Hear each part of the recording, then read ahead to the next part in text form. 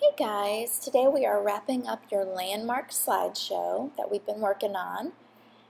Here you have slides 1, 2, 3, 4, and 5, all completed. Now we're going to work on your MLA citation page. So we're always going to label our MLA citations works cited, and it should be centered.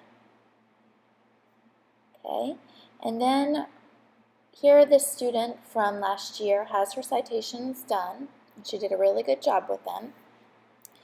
So we're going to start, I'm going to go to these websites so we can see where she found all her information. And I have a handout that I also posted for you to use. So here you can see she has the name of her site. So that is usually found at the top in the masthead of a website. For this, it's Facts for Kids, and it should be in italics. Okay, and then right after that, you are going to have the name of the institution or organization. Now, in this case, it is the same. So that's why she typed Facts for Kids twice. Sometimes you'll find it on the masthead and sometimes at the bottom, but like I said, in this case, it's the same. Now we're going to do the copyright. And usually the copyright's down here at the bottom, and you can see the copyright symbol here.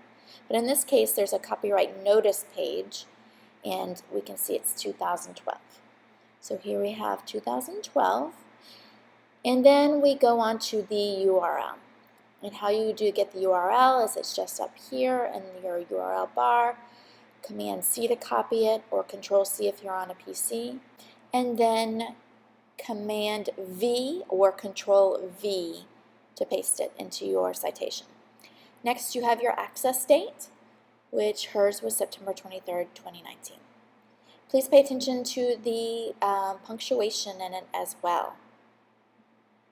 All right, let's go on to the next one. So here we have the name of her site is Black Hills of South Dakota, period.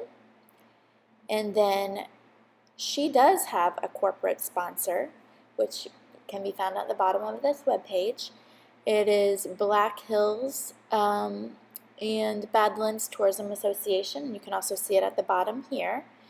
So on this example, we're going to do a period, then Black Hills and Badlands Tourism Association, comma, and then we're going to find the URL. But first we need that copyright date.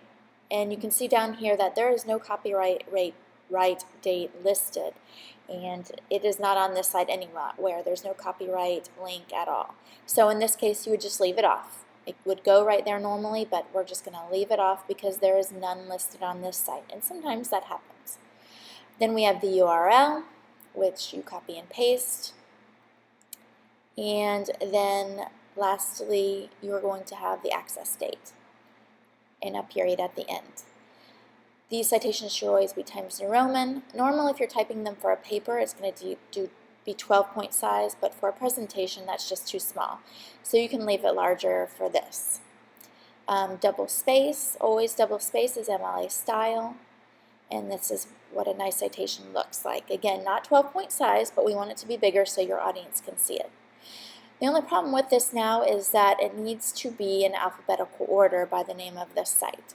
So obviously F comes after B, so let's go ahead and cut it, Command X or Control X, and we'll paste it after, so now it's in alphabetical order by the name of the site. So now we have all our slides complete, including our citation. Go ahead and add some animations if you'd like. I'll add confetti to all of mine. There we go. Leave it on click. Let's leave it on click for these. Don't leave it automatically because it's just easier for us to watch it as a class and for teachers to grade it if it's left on click. Okay, on click, and then last confetti, and then we go up to play it, and here is the slideshow. That ends with our MLA citation, properly done. Again, use your worksheet that I posted to help you with your citation, and let me know if you have any questions. Remember to pay special attention to that punctuation. I know it seems silly because it's not a sentence or a paragraph, but that is the MLA style punctuation for a citation. Take care, guys.